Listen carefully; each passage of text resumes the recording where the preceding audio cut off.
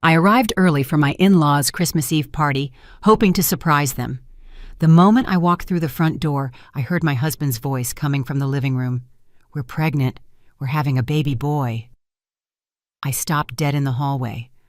I wasn't pregnant. I peeked into the room and saw him with his arm around his ex-girlfriend. Everyone was applauding, cheering, and every person present knew the secret but me.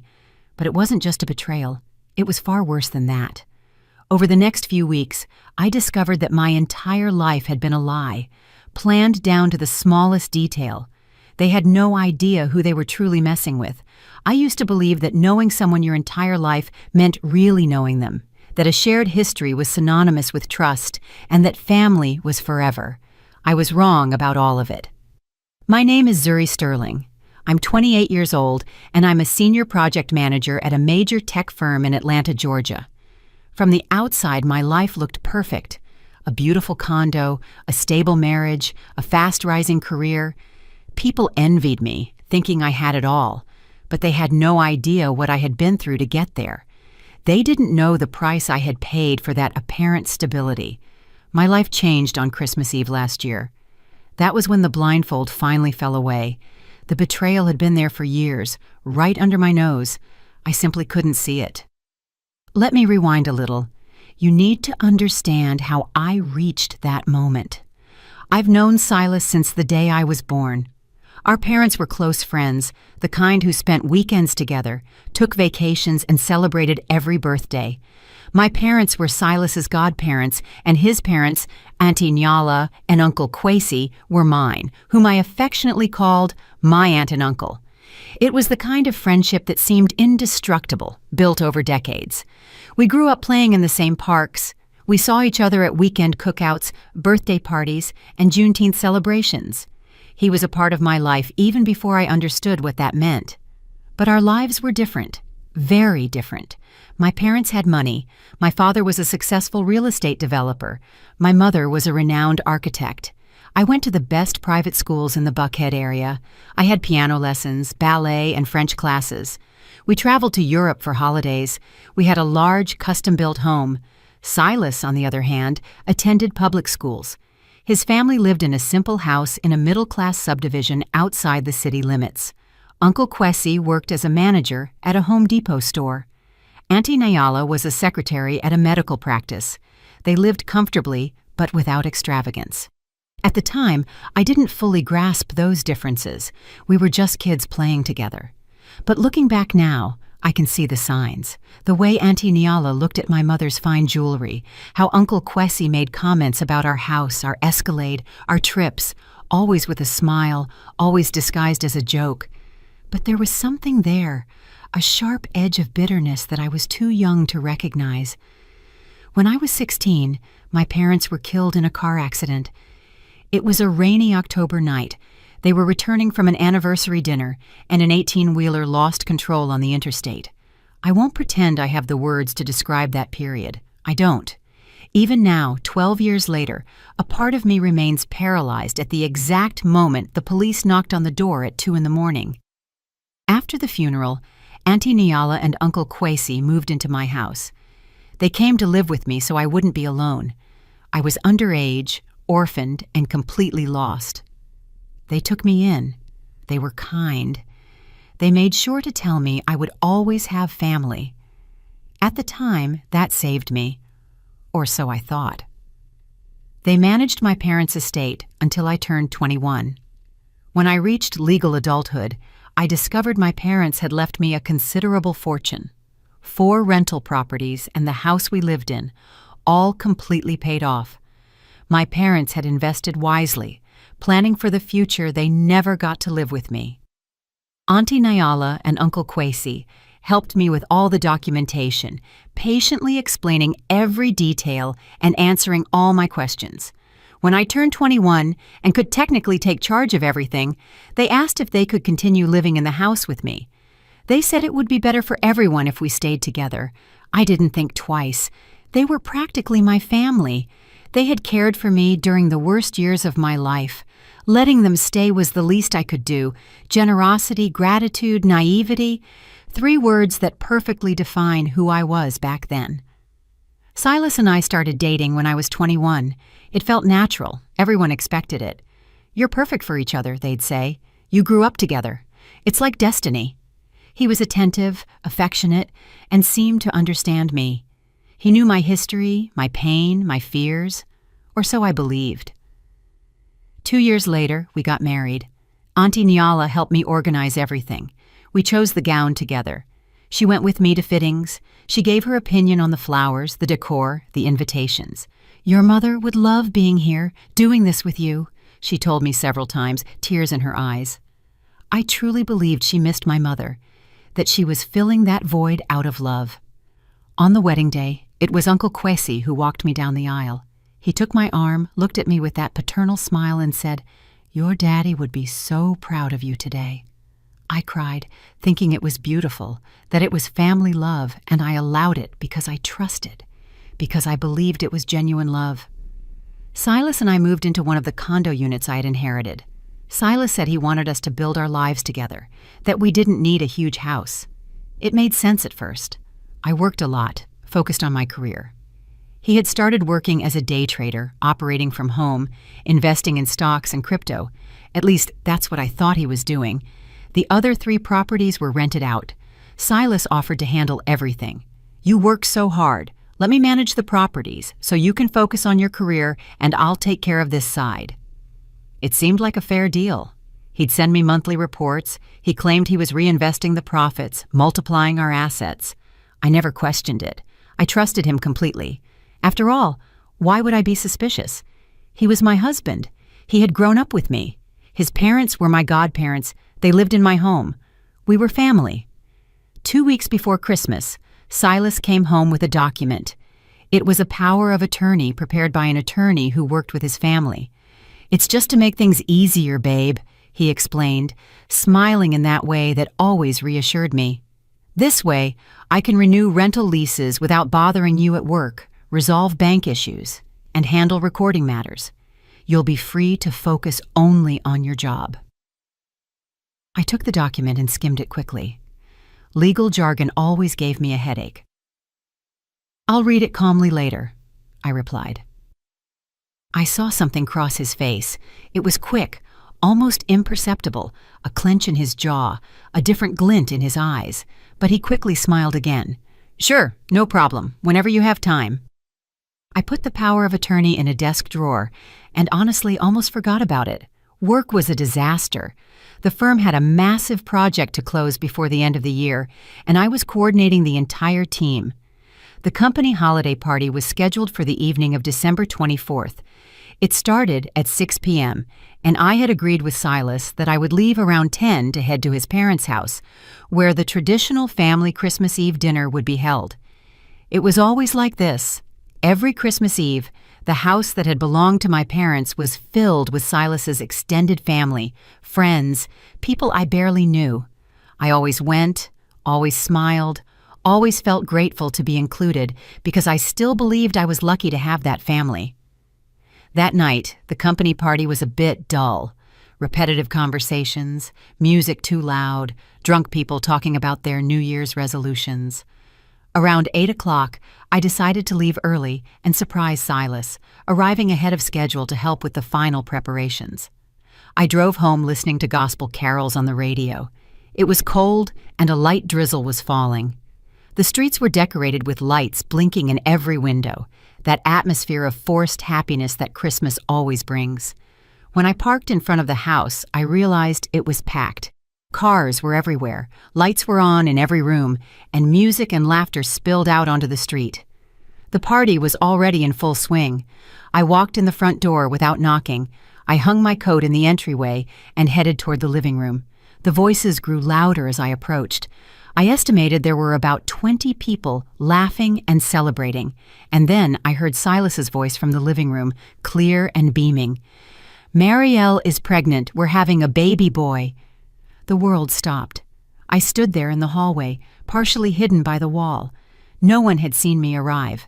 From my angle, I could see the entire living room. Silas was in the center of the room with his arm around Marielle. Marielle was a friend from high school, his teenage ex-girlfriend. They had dated for years before Silas and I started seeing each other. And there she was, smiling with a hand on her belly, receiving hugs and kisses from everyone. Auntie Niala was crying tears of joy. Uncle Kwesi was applauding and shouting. Friends and family offered toasts, saying things about how handsome the baby would be. I felt my legs give out. I leaned against the wall to keep from falling. Someone in the crowd yelled, "But what about Zuri? Does she know yet?" The silence that followed lasted barely 3 seconds, but it felt like an eternity. Silas managed a somewhat forced smile. "Not yet. I need to sort out a few things first. Some documents. But I'll tell her at the right time. So nobody here says a word when she arrives." Everyone laughed. My heart pounded. Documents. He was talking about the power of attorney. There was a murmur of understanding in the room. Some people exchanged knowing glances. Auntie Niala nodded as if approving the strategy. Uncle Kwesi raised his glass to the future and everyone toasted. In that moment, everything began to make sense. The way they reacted, those looks, that loaded silence, everyone in that room knew something I didn't. There was a secret, a conspiracy, and the power of attorney was the final piece of the plan. My stomach churned. It wasn't possible. I must have been hearing wrong. But Auntie Niala, my godmother, said loud and clear, "Finally, my son, after all these years, we're going to reclaim what is rightfully ours." And then I understood everything. Every smile, every affectionate gesture, every word of comfort. It had all been a lie, a big, elaborate lie that had been going on for years. It wasn't love. It never was. It was a con. I turned around, grabbed my coat, and slipped out of the house as silently as I had entered. No one saw me. No one noticed. I got into my car, closed the door, and only then did the full reality hit me. I started to cry. Not the melodramatic movie cry, but a silent, painful weeping that burned my chest and throat. Tears streamed down my face as I tried to process what I had just witnessed. My marriage was a farce. My husband had a pregnant mistress. Auntie Niala and Uncle Kwesi, my godparents, were involved in a scheme to steal my inheritance, and everyone, absolutely everyone in that room, knew and was in on it. I drove back to the condo on autopilot. I don't remember the road. I don't remember stopping at traffic lights. I only remember crying and driving, crying and driving. When I got home, I wiped my tears, washed my face, looked in the mirror, and barely recognized the person staring back. I looked smaller, more fragile, lost. My cell phone vibrated. It was a text from Silas asking where I was. I took a deep breath and replied, "Decided to stay at the company party. It's more lively than I thought." He replied, "Okay, have fun. See you in 2 weeks. We're leaving early tomorrow for the Caribbean." Of course, the annual trip. Since we got married, his family always visited relatives in the Caribbean for Christmas and stayed until the first week of January.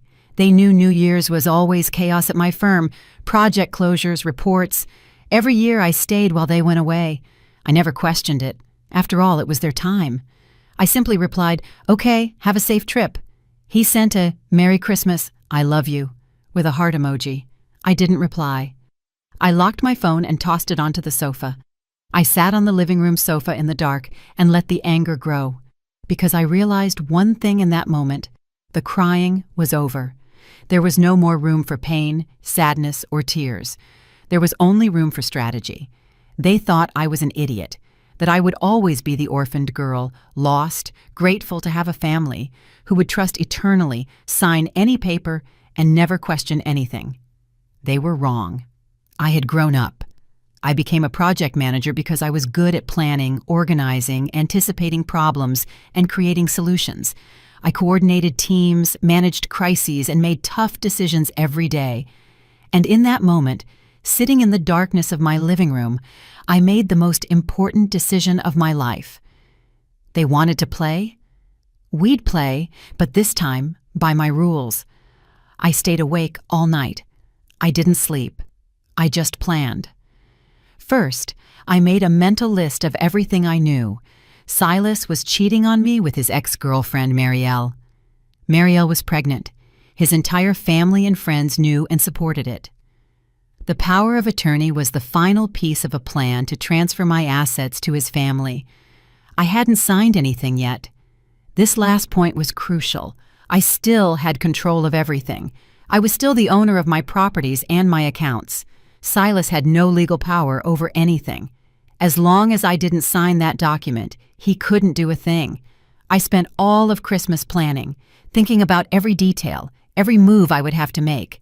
I made mental lists, mapped out strategies, and anticipated problems. That's how I worked as a project manager, and that's how I was going to handle this too. The next day, December 26th, I would put it all into action. When the sun came up, I knew exactly what my first step would be. At 9 in the morning, I called the attorney who had handled my parents' affairs. He had always told me that if I ever needed anything, all I had to do was call. Dr. Jackson, this is Zuri Sterling, James and Eleanor Sterling's daughter. I need to speak with you urgently. He must have heard something in my voice because he didn't ask questions. He just said, "Come to my office." I showered, got dressed, grabbed all the documents I had for the properties and the power of attorney that Silas had given me, and headed out. Dr. Jackson's office was downtown in an old, red brick building. I had climbed those stairs since I was a child, always accompanied by my father. It was a place that smelled of old paper and strong coffee. He greeted me with a hug. He was a man in his 70s with completely white hair and reading glasses hanging from his neck. He had been my father's lawyer for over 20 years. "Sit down, Zuri. Tell me what happened." I told him everything. The announcement at the party, the power of attorney, the suspicion about the asset transfer. I spoke nonstop for almost 40 minutes. He listened in silence, taking notes, frowning at certain points. When I finished, he took off his glasses and rubbed his eyes. "Zuri, I have to tell you something." My heart sped up. "What?" "Your father and Kwesi were partners in a business many years ago, an import company. It started off very well, but then it started to struggle. Kwesi wanted to withdraw and sell his share. Your father bought his stake for a fair price. He took all the risk. Kwesi took the money and left." He paused, taking a sip of coffee. 2 years later, your father managed to turn the situation around. The company grew exponentially. That's how your family became wealthy. But I believe Kwesi never got over it. Your father told me this story years ago. From what he said, Kwesi had accepted it well at the time. The families remained friends. The children grew up together. But now, seeing what's happening, I think there was always resentment there. Kwesi and Nyala probably always looked at your family's life with bitterness. The class difference became very obvious over the years, right? You had everything, and they struggled financially. And when your parents died, you were a vulnerable teenager with a substantial inheritance. To resentful people, it must have looked like an opportunity. He looked at me seriously. Looking back now, with everything you've told me, it's clear that the friendship always had a fragile foundation. The resentment over the business sale was likely never truly overcome. And you, Zuri, became the perfect target.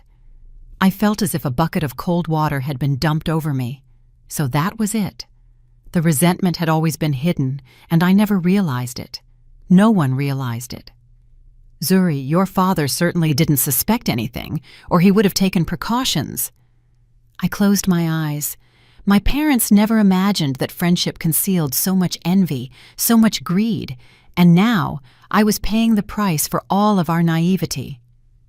"And this power of attorney?" I asked, pushing the document across the table. Dr. Jackson put on his glasses and read it carefully. It took him almost 15 minutes. He flipped pages, reread sections, and made notes. Finally, he placed the paper on the table and looked at me seriously. "This gives Silas full power over absolutely everything you own. He could sell the properties, transfer them, create mortgages, apply for loans in your name, everything. With this document signed, you would lose total control of your assets." I felt the anger surge again. And if I had already signed it? It would be very difficult to reverse. It would take years of legal proceedings, and even then, there would be no guarantees. The best-case scenario would be proving coercion or fraud, but that's extremely complicated in marital cases. And the properties? If we divorce, is he entitled to half?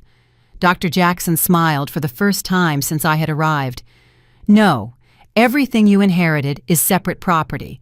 By law, inheritances received before or during the marriage do not enter into marital property. If you divorce today, Silas gets nothing, absolutely nothing, not unless you voluntarily transfer the assets into his name. That's why the power of attorney, I murmured. Exactly. It was the only legal way for them to get what they wanted. I opened the folder I had brought and placed all the rental contracts on the table. I need you to review this. Silas has been managing my properties for years. He says he reinvests the money, but I've never seen any real proof. I want to know where that money is going. Dr. Jackson spent the next 2 hours analyzing every document, every contract, and every bank statement I had. He made calls, verified records, and cross-referenced information. When he finished, his expression was somber. Zuri, I'm so sorry to tell you this, but the rental money is being deposited into Silas's personal accounts, not joint or business accounts. He is appropriating all the income from your properties. I took a deep breath. I expected it, but hearing the confirmation still hurt. And there's more, he continued. One of the condos has no proof of rent payment. There's a lease agreement, but no financial transaction records.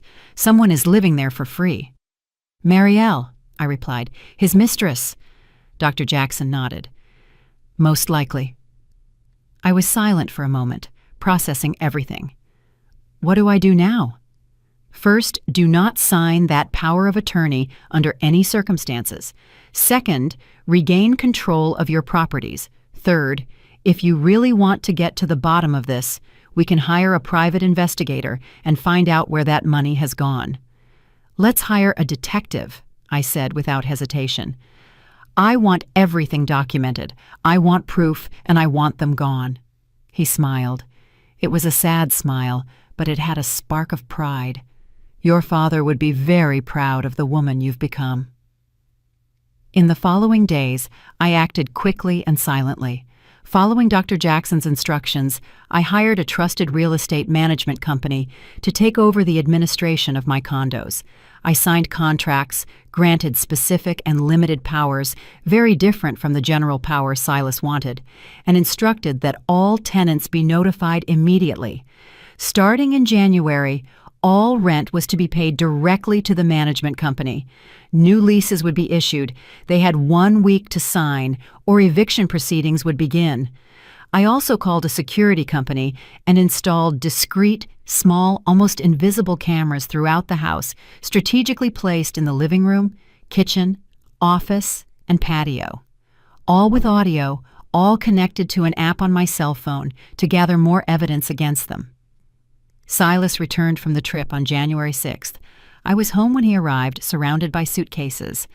"How was your trip, babe? How was New Year's?" he asked, giving me a kiss on the cheek, as if nothing had happened, as if he hadn't spent almost 2 weeks with his pregnant mistress and the family who was conspiring against me. "Quiet. I worked quite a bit.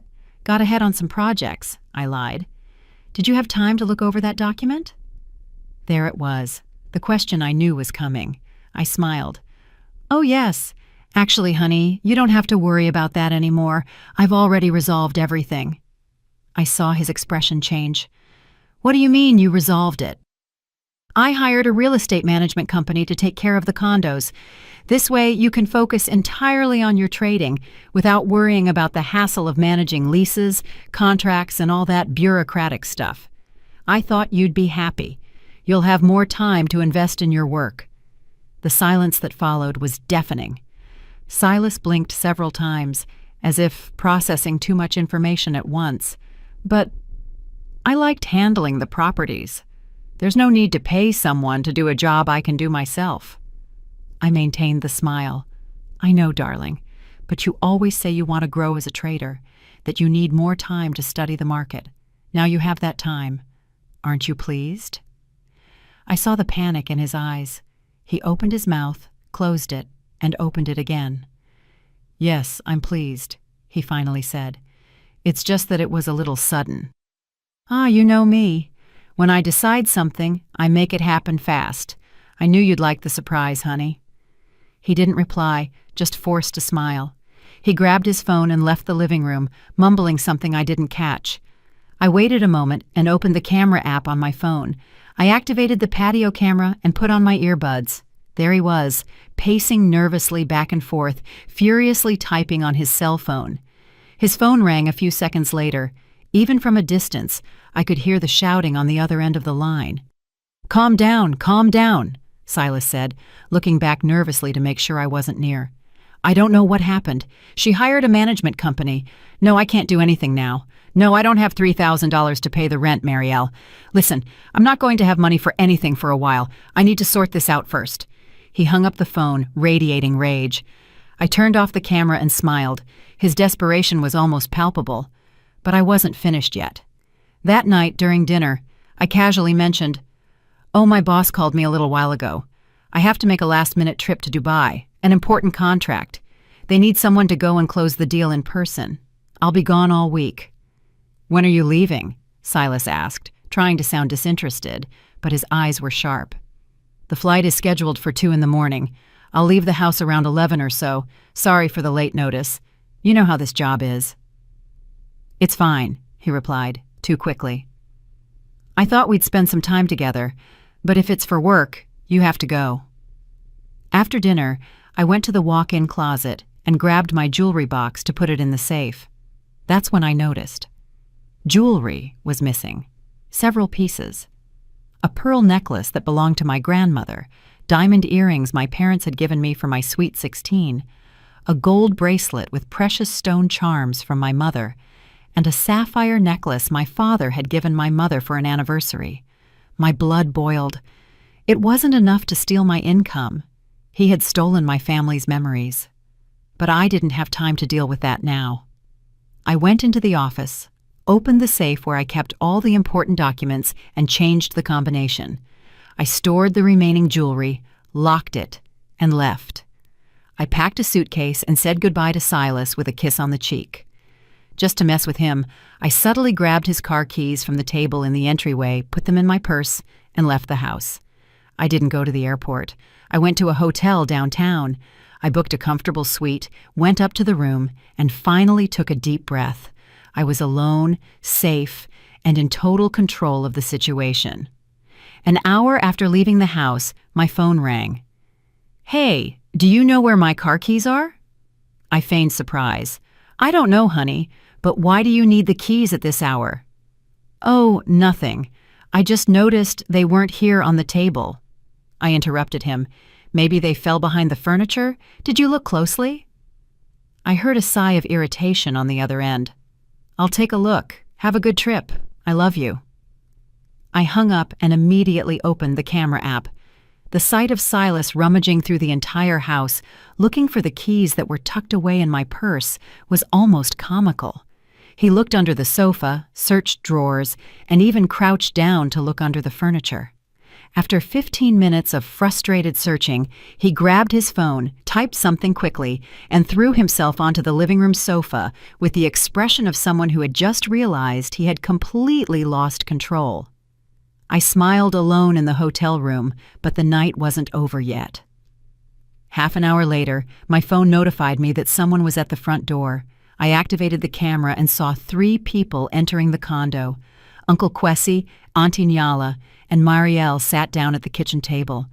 Silas looked devastated, his shoulders slumped, his face pale. Auntie Nyala was visibly irritated, her arms crossed in a harsh expression. Uncle Kwesi tapped his fingers impatiently on the table. I turned the audio volume up to the maximum and put on my earbuds. "Tell us clearly what's happening," Auntie Nyala demanded in a cutting voice. Silas ran his hand tiredly over his face. "She hired a management company to administer the condos. All the tenants have received a notice. Starting this month, the rent goes straight to the management company. New leases, everything official. I no longer have access to anything." "And Marielle's condo?" Uncle Kwesi asked. "She also received the notice. New lease in 1 week or eviction." Marielle placed a protective hand on her belly. "Silas, I don't have the money to pay the rent. You know that."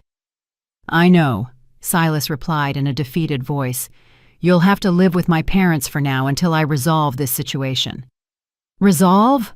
How?" Uncle Kwesi practically spat. You lost control of everything. Years of planning, years of taking care of that girl, and you let it slip away at the last minute. I didn't let it slip away, Silas retorted, raising his voice. She suddenly got smart. She never questioned anything in 5 years of marriage. And out of nowhere, she decides to hire a management company. Because you rushed it with that stupid power of attorney, Auntie Nyala said, pointing a finger at him. You should have waited longer, earned more of her trust. More trust? I've known her since she was born. If that's not enough trust, I don't know what is. Clearly it wasn't, Uncle Quasey murmured. There was a tense silence. Marielle nervously fiddled with the necklace she was wearing, my sapphire necklace, rubbing the pendant between her fingers. So, what now? She asked in a weak voice. What do we do, Silas? He sighed. I'm going to try to convince her to sign the power of attorney. It's the only way to reverse this. With the power, I can undo the contract with the management company and regain control. But what are you going to tell her to make her sign it? Uncle Quasey asked. I don't know. I need to talk to her when she gets back from Dubai. Auntie Nyala leaned forward, hands on the table. Silas, listen to me closely. We haven't looked after that child all these years just to end up with nothing. You understand? I didn't put up with that kid crying over her dead parents for free. Your father and I didn't make so many sacrifices just for it to go wrong now. My stomach turned. The way she spoke of me, as if I were a burden, an investment that had to yield profits. I know, Mom, Silas said tiredly. Do you really know? Uncle Quasey joined his wife. That company should have been ours too. Half of that money, half of those condos, it should all be ours. But her father got greedy and bought out my share when the company was struggling. He kept all the profits when it got better, he swindled us, and then he died, leaving everything to that spoiled little girl. Auntie Nyala shifted in her chair and continued. She grew up in the best schools. She had everything she wanted. She never worked a hard day in her life. Meanwhile, we were busting our butts, your father at that miserable store, me at that practice, watching them from afar with that life of luxury that should have been ours, too. Uncle Quasey nodded. That's why, when they died, it was our opportunity, our chance to correct that injustice. We cared for the girl, earned her trust, and when she turned 21, we were so close that she saw us as her family. And it worked. She let us live in her house. She trusted you to manage the condos. She married you. Everything was perfect until you messed it all up. Auntie Nyala finished, looking at Silas with contempt.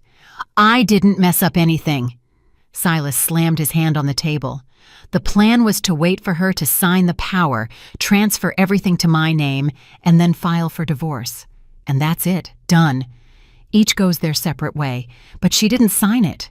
Not yet, but she will, Silas insisted. How are you so sure? Uncle Quasey doubted. Silas hesitated. I think so. I'll find a way. She trusts me. Trusted, Auntie Nyala corrected. After this management company business, I don't know. It looks like she suspects something. They fell silent for a few moments. I remained in the hotel room with a pounding heart, recording every second of the conversation. What about us? Marielle asked. You said you don't have the rent money anymore. How are you going to support me? Support the baby? Silas ran his hand through his hair, frustrated.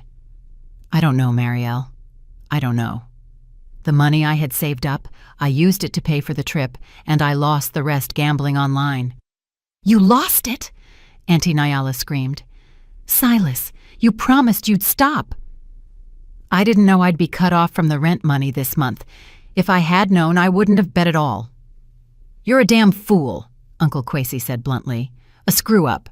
And now, how are we going to pay this month's bills? I'm going to fix it, Silas insisted, but his voice lacked conviction. Marielle started to cry. You promised I wouldn't have to worry about money. I quit my job. I fought with my parents. I left home.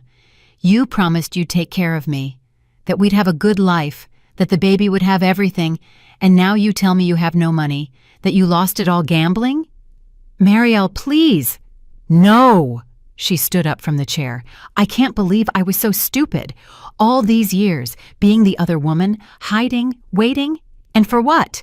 To end up pregnant, homeless, depending on your parents' charity? Calm down, Marielle, Auntie Nyala said, but without much sympathy.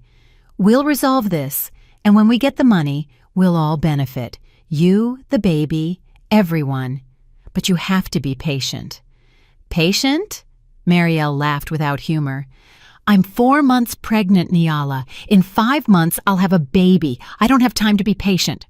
Well, you should have thought of that before you got pregnant, Auntie Nyala retorted coldly. Have you never heard of birth control or condoms?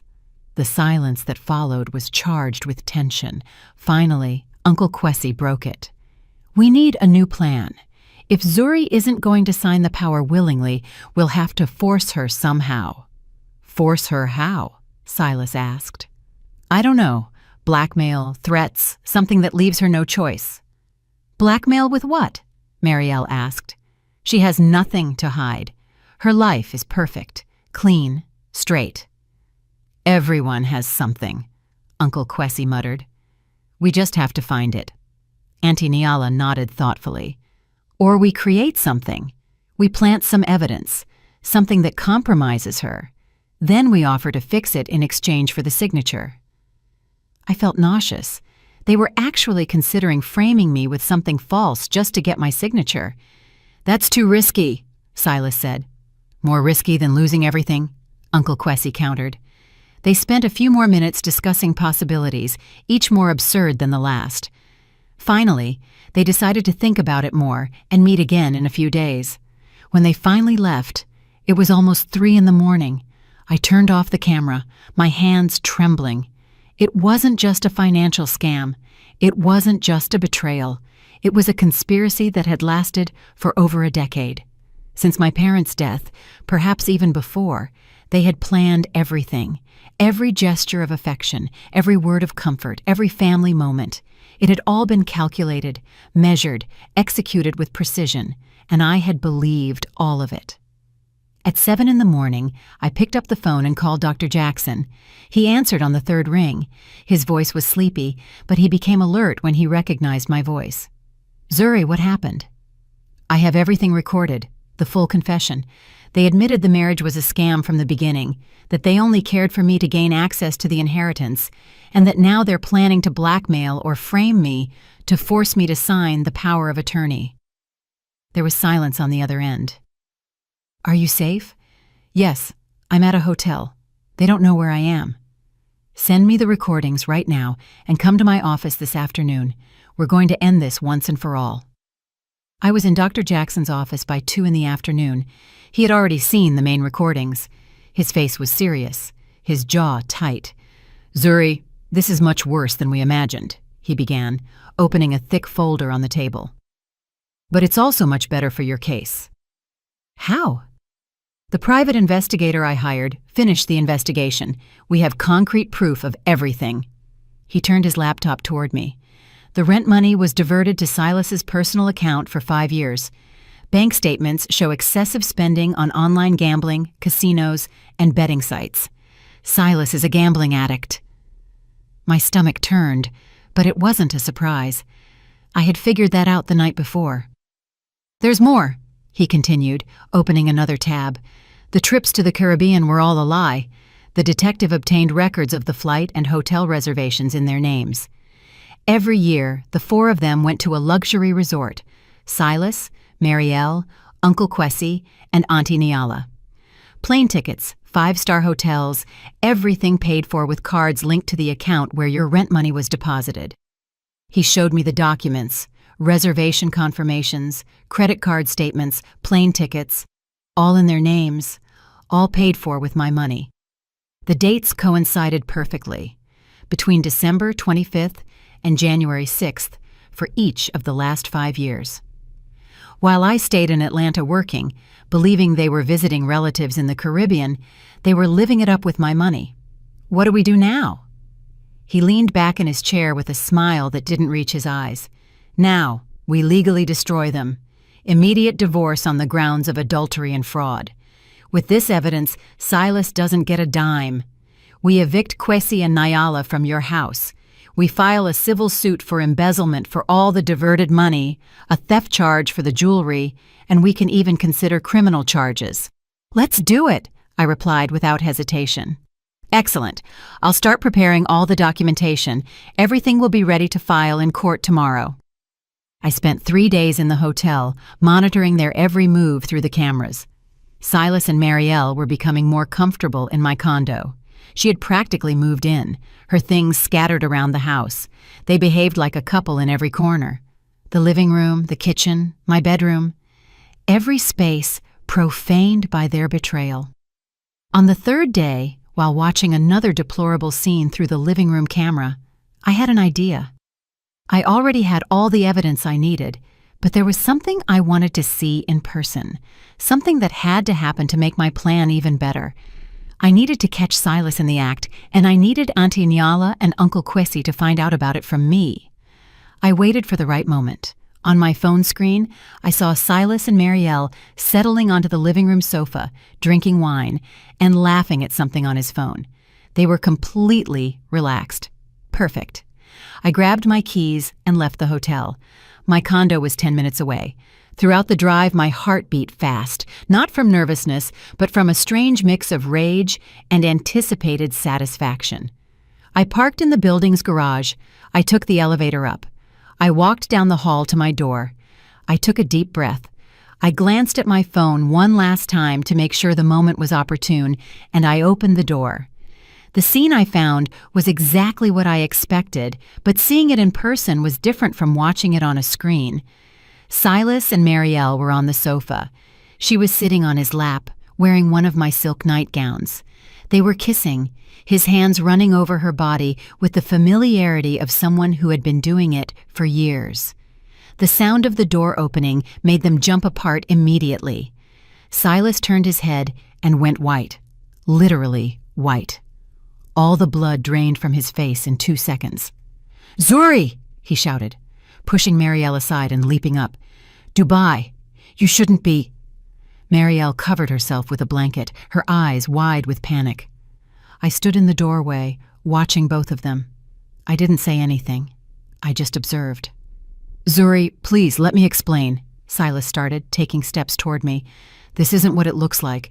Marielle she needed a place to stay." "I want a divorce." I cut him off. My voice came out firmer and calmer than I expected. He stopped, blinking several times. "What? Divorce? You cheated on me in our condo with your ex-girlfriend. Of course, I want a divorce." I watched the panic in his eyes be replaced by something more calculating. He was thinking, processing, trying to find a way out. "Zuri, let's talk calmly," he began, changing his strategy to a softer voice. "You're angry. I understand, but there's nothing to talk about. I want you out of my condo now." Marielle stood up, still holding the blanket. "I'm so sorry, Zuri." "Shut up," I told her without looking at her. "You don't owe me an apology. You don't owe me anything. Just get out of my house." Silas took a step forward, and for the first time, I saw something dangerous in his eyes, an arrogance he had always hidden well. "You won't be able to prove the cheating," he said, in a low but firm voice. "And even if you do, you'll have to pay me alimony and give me half of your assets, including this condo. Good luck with the divorce, Zuri." I smiled. I couldn't help it. A small but genuine smile. "We'll see," I simply replied, and I left. I heard Silas calling my name in the hallway, but I didn't look back. I got into the elevator, the doors closed, and finally, I let the smile grow. He really thought I had no proof, that I had discovered it by chance at that exact moment, that I was stupid enough not to know that my inheritance was separate property. Back in the car, I picked up my phone and dialed Auntie Nyala's number. She answered on the second ring, her voice cheerful. "Zuri, honey, how's Dubai?" I let my voice tremble as if I were crying. "Auntie, I came back early and I caught Silas with another woman." Silence on the other end. "What?" she finally said, and from her tone, I realized the surprise was genuine. "What do you mean, with another woman? Where?" "In our condo," I replied, putting all the pain I could into my voice. "She was there. They were together, and she's pregnant, Auntie Nyala." "Oh my God," she murmured. I heard her take a deep breath. "I don't know what to do," I continued, letting my voice crack. "How could he do this to me?" "Zuri, honey, where are you?" Auntie Nyala asked. There was something in her voice. Was it concern or calculation? "I'm in my car, in the building's garage. I can't go back to that condo, not now. I have to call a lawyer. I'm going to file for divorce." "Zuri, you don't have to be so drastic. Let's talk. Maybe we can—" "He cheated on me, Auntie Nyala." I cut her off, putting firmness in my voice. "In our condo. There's no conversation that can fix this." "You're right," she said after a moment. "You're absolutely right. Leave it to me. I'm going to talk to him. That boy is going to hear it." I hung up and allowed myself to smile again. Now all that was left was to wait for the show to begin. It didn't take a minute. Through the camera app, I saw Silas's phone ring. He looked at the screen and his face became even paler. "It's my mother," he told Marielle, who was picking up her things scattered around the house. He answered and immediately held the phone away from his ear. Even through the camera, I could hear Auntie Nyala screaming, "Are you an idiot or just playing dumb? How could you let her catch you in the condo with Marielle? Can't you think with your upper head for 5 seconds?" "Mom, calm down. Can I explain?" Silas tried to respond, but she wouldn't let him. "Explain what?" "Years, Silas. Years of planning. Years of caring for that girl, earning her trust, building everything brick by brick, and you mess it all up because you couldn't keep your pants on?" I had never heard Auntie Nyala scream like that. The mask of the educated, kind woman had completely dropped. "I'm going to fix it," Silas tried to say, but his voice was weak. "Fix it? How are you going to fix it? She's going to file for divorce." "She has no proof. She won't be able to prove adultery." "She caught you in the condo with your pregnant mistress, you fool! What clearer proof do you need?" I heard Uncle Kwesi's voice. Auntie Nyala must have put him on speakerphone because his voice was clearly audible. "You are an idiot," Uncle Kwesi said with a chilling calm that was worse than his wife's screaming. "A complete and utter idiot. We trusted you. We gave you one task: marry her, earn her trust, get her to sign the power, and you couldn't even do that. I tried. She wouldn't sign. But I'll make her drop the divorce," Silas insisted, desperation in his voice. "I'll talk to her. I'll apologize." "How?" Uncle Kwesi asked, still with that terrifying calm. "How are you going to get a woman who just caught you cheating to drop the divorce? What arguments do you have?" Silence. "That's what I thought," Uncle Kwesi continued. "You have nothing. We've lost everything because of you." "We haven't lost it yet," Silas argued, but without conviction.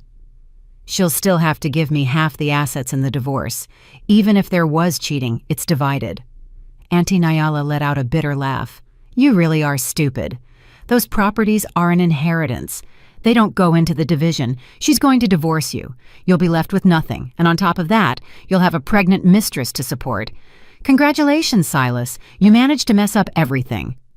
I watched Silas sink heavily onto the sofa, the phone still to his ear, his face in his hands. "Can you two come over here?" he asked in a weak voice. "We have to do something. We need a plan." "No," Auntie Nyala said curtly. "You got yourself into this mess alone. Now get yourself out alone. I'm fed up, Silas, fed up with you, fed up with this whole situation." And she hung up. Silas sat there, staring at the phone for almost 5 minutes. Marielle tried to approach him, but he pushed her away. "You have to leave," he told her. "Go, Marielle, now, and don't come back." "But, Silas, I have nowhere to go." "That's not my problem now," he screamed, standing up. "Go to your parents' house. Go wherever you want, but get out of here." I saw Marielle start crying, hastily gathering her things, and running out of the condo almost in a rush. Silas was left alone in the living room, pacing back and forth, grabbing his phone, typing something, deleting it, and typing again. He was sending me messages. I saw the notifications arrive on my phone. "Zuri, please let me explain. It was a mistake, a moment of weakness. I felt lonely. You've been gone a lot. I love you. I've always loved you. Can we please fix this?" I deleted all the messages without responding. I turned off the cameras and leaned back in the car seat. Phase 1 completed. Now all that was left was to wait for tomorrow. The next morning, I woke up early. I had already asked Dr. Jackson to prepare everything to be served that very day. At 8 a.m. sharp, 2 process servers split up. One went to the house where Uncle Kwesi and Auntie Nyala lived. The other went to my condo, where Silas was staying. I was in Dr. Jackson's office when my phone rang.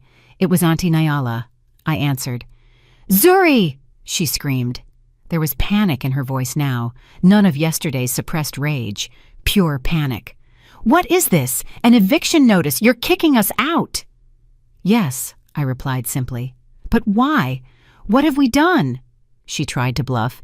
"Zuri, please, you can't do this. We're elderly. We don't have the money for—" "That's not my problem," I cut her off, using the exact words Silas had used with Marielle the day before.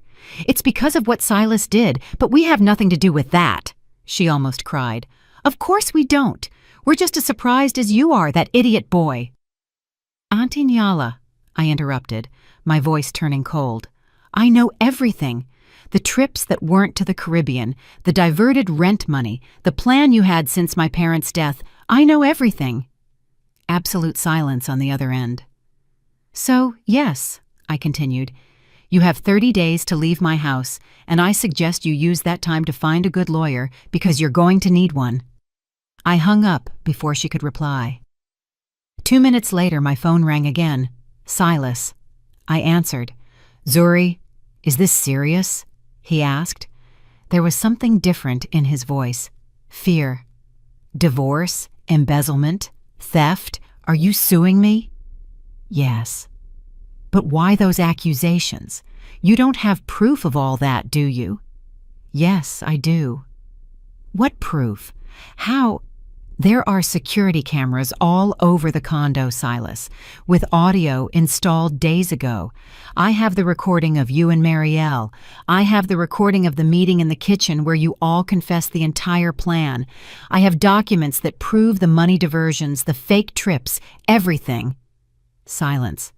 "You recorded us," he finally managed to say. "I recorded you, and I've turned everything over to the authorities." "But that's illegal. You can't record people without their consent." "Yes, I can. In my condo with my security cameras. It's perfectly legal." I heard him breathe heavily on the other end. "How much do you want?" he finally asked. "How much do you want to forget everything? To withdraw the lawsuits? $10,000? $20,000? How much?" This time I laughed. I really laughed. "Silas, do you really think I want money? I have money. What I want is justice and my assets back." "Your assets have never stopped being yours." "No. And the $200,000 you diverted from the rent over 5 years? And my jewelry you stole and gave to your mistress? And the years of lies? I'll give it all back to you with interest. Just withdraw the lawsuits." "No. You have nowhere to lay your head. How do you think you're going to give it back to me with interest? Zuri, please, this is going to destroy me. It's going to destroy my parents, all of us." "You should have thought of that before. Are you doing this for revenge? Because I cheated on you? I already apologized." "No, Silas. I'm doing this because you spent over a decade planning a scam against me. Because you used my parents' death. You used my vulnerability and my trust. Because you are exactly the type of people who deserve to pay for their crimes." "Crimes? I just made bad decisions with our money. It's the risk of the business. You diverted money, falsified contracts, stole jewelry, committed fraud. Those are felonies, Silas, and you are going to answer for them." I heard him start to cry on the other end. Not the manipulative cry he would probably use if we were face to face. It was a cry of genuine desperation. "Please," he begged.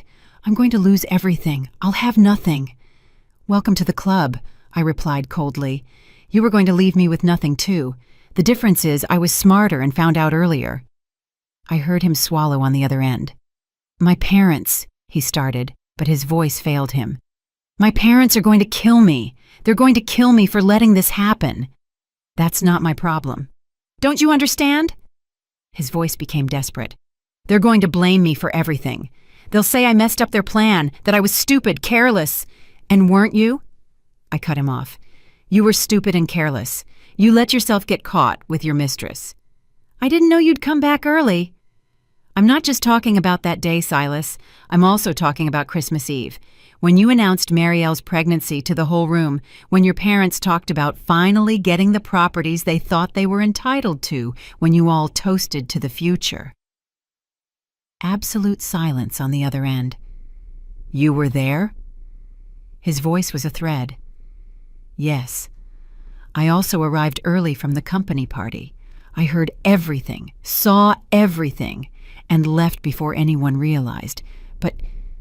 But you texted me afterward, saying you were at the company party. Because I needed time, Silas. Time to process, time to plan, time to gather evidence. You all thought I'd be eternally idiotic, eternally grateful, eternally blind. And I let you believe it while I prepared. Another silence, longer and heavier. So, since Christmas, he murmured as if processing it. You knew since Christmas. The trip to Dubai, the cameras, everything was planned. Yes, but you destroyed yourselves. I'm just making sure you pay the consequences. And I hung up. I looked at Dr. Jackson, who had followed the entire conversation. How do you feel? He asked. I thought for a moment. Free, I finally replied. I feel free. He smiled. Your father would be proud. It took 2 months for everything to be resolved. The divorce was fast because Silas had no way to fight. With all the evidence, his lawyer basically begged him to sign everything without opposing it. It's the only way out, I heard the man say in the courthouse hallway. I watched Silas sign the papers. His hand trembled so much that the pen almost fell. He couldn't meet my eyes once. I left there officially divorced, officially the owner of everything that had always been mine. The judgment for embezzlement arrived shortly after. $260,000 to be repaid, plus the jewelry. The judge mandated a 30% garnishment of his wages. Except Silas had never had a paycheck. He had never truly worked in his life. I suggest the defendant get a real job, the prosecutor said, almost laughing. And that's what happened. A few weeks later, Dr. Jackson told me Silas had finally gotten a job, a server at a soul food diner in downtown Atlanta. For the first time in his adult life, he was working for real, getting up early, wearing a uniform, waiting on customers, cleaning tables. The same man who spent his days pretending to study charts in front of the computer, who lectured me about strategic investments, was now finally doing something productive. Uncle Kwesi and Auntie Nyala had 30 days to get out of the house. On the last day, I went to conduct the inspection with the process server. I expected it to be messy. I didn't expect complete vandalism, broken furniture, holes in the walls, spray paint with insults, shattered mirrors on the floor. They had destroyed everything they could before leaving. Uncle Kwesi was waiting for me at the door, glaring. Satisfied? No, I replied clearly, but I will be. And this damage? We have nowhere to go. Auntie Nyala appeared behind him crying. We're elderly, we have no money, you took everything from us. I took what was always mine. You are the ones who spent years pretending it was yours. Your father robbed us. Uncle Kwesi took a step toward me, but the officer stepped between us. That money was ours. My father bought your share. You chose to leave. It wasn't his fault that you gave up too soon, and it's certainly not mine. You'll regret this, Auntie Nyala hissed. I won't, but you both will, every single day. I turned and left. I had the entire house renovated. It took over a month, but it looked beautiful. I sold it in 2 weeks to a black couple with 2 small children. They were beaming, making plans about how they would decorate each room, about the cookouts they would have in the backyard. I hope they're happy there. That house deserved good stories. I sold the condo I lived in with Silas too. I didn't even go back inside. I couldn't have. I hired people to empty everything, renovate it, and sold it furnished to an investor who didn't even want to see it in person. Of the 5 properties I inherited, I only kept the 3 condos that had always been rented out. I left everything in the hands of the management company. The monthly income was more than enough for me to live well, and I had the money from the sales invested. Through mutual friends, I kept up with the news. Silas and Marielle broke up. She never forgave him for kicking her out that pregnant night with nowhere to go. The humiliation, the desperation, the coldness with which he sent her out into the street, all of that killed whatever existed between them. Marielle made amends with her parents and moved back home. They welcomed her with open arms, happy to have their daughter back and the grandchild on the way, even under the most difficult circumstances. Silas, on the other hand, was completely alone. He had cut ties with his parents after everything that happened. The accusations, the screaming, the insults they exchanged when they realized they had lost everything. There was no coming back from that. Kwesi and Niala never even got to meet their grandson. Silas rented a room in a shared apartment in a bad neighborhood. He worked at the diner, returning every day to an empty room. He slept alone, no Marielle, no son, no parents, no anything. Kwesi and Niala were in a tiny apartment on the other side of town. Kwesi went back to doing construction side jobs, despite his age and beaten-up body. Niala found work as a secretary at a pet store, earning minimum wage. The family that had planned everything so carefully was shattered. Separated, alone, bitter, each one blaming the other for the disaster they had created. 3 months after the divorce, I packed my bags and left Atlanta. I had no reason to stay there anymore. I chose Charleston, South Carolina, because it was close enough not to be dramatic, but far enough to be a true new beginning. I bought a small 2-bedroom home with a front garden. Nothing luxurious, nothing over the top. I painted the walls the colors I liked. I hung photos of my parents. I planted roses in the garden because my mother loved roses, and hydrangeas because my father said they were the most beautiful. Waking up early and tending to the garden became my favorite routine.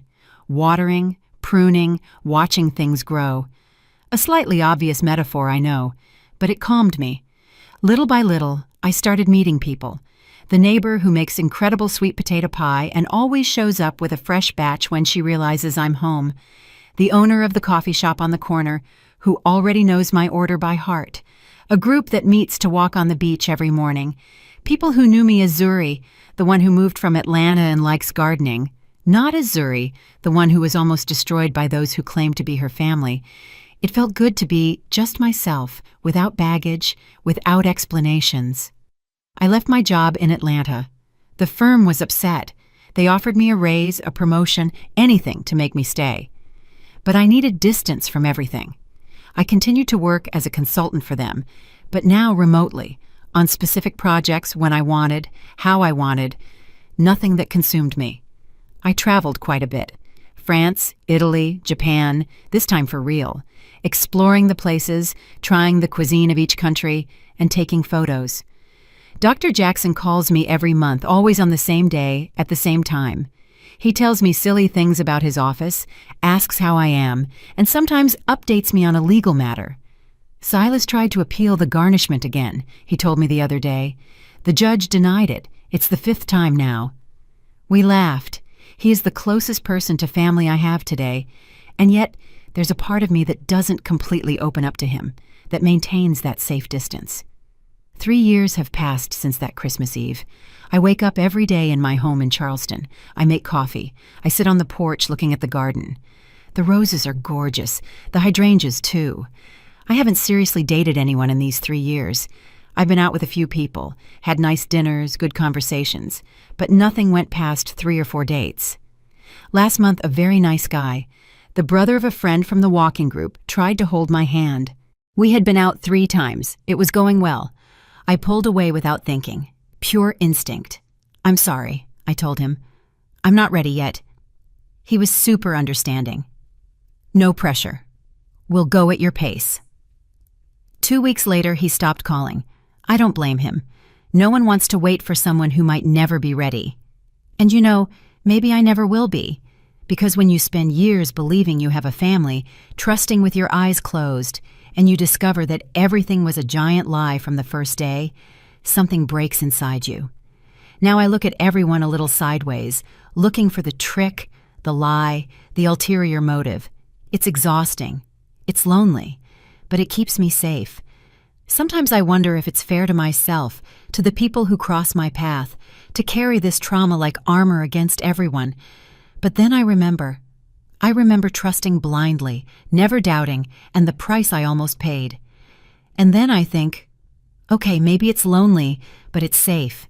And after everything, safety is worth more. What I've learned is that being alone doesn't mean being empty. I fill myself with other things. The books I read on the porch, the trips I take, the garden I plant, the house I decorate to my taste, the friends I've chosen to keep close, though always at that prudent distance. This morning, drinking coffee on the porch with a bird singing in the garden tree, I realized one thing. I'm happy. Not in the way I imagined when I was younger. No husband, no children, no picture-perfect life. But I'm happy in my own way, on my own time, on my own terms. Maybe someday I'll trust someone again. Maybe not. And it's okay if that day never comes, because the real inheritance my parents left me wasn't the money or the properties. It was the ability to always get back up, no matter how many times I'm knocked down. And no one can take that from me. I finish my coffee, look at the flowers, feel the breeze, and smile. Because today I choose to keep going, and that is enough. And that's all, folks. That was my story. Thank you for staying with me until the end. If this story resonated with you in any way, please leave a like below. That really helps the channel grow and reach more people who need to hear stories like this. Subscribe to the channel too and ring the bell because there are many more stories on the way. And tell me in the comments, would you have done anything differently? Would you have confronted them earlier? Or would you have waited for the right moment like I did? I read all the comments, sending a huge hug to your heart, and until the next one. Did you like the story, and which city are you listening from? Let's meet in the comments. If you like the story, you can support me by sending a super thanks so I can keep bringing more stories like this. Thank you so much for your sweet support. I'm looking forward to your comments on the story. On the screen, you can see 2 new life stories that I highly recommend. There's so much more on my channel. Don't forget to subscribe. See you in the next life story with love and respect.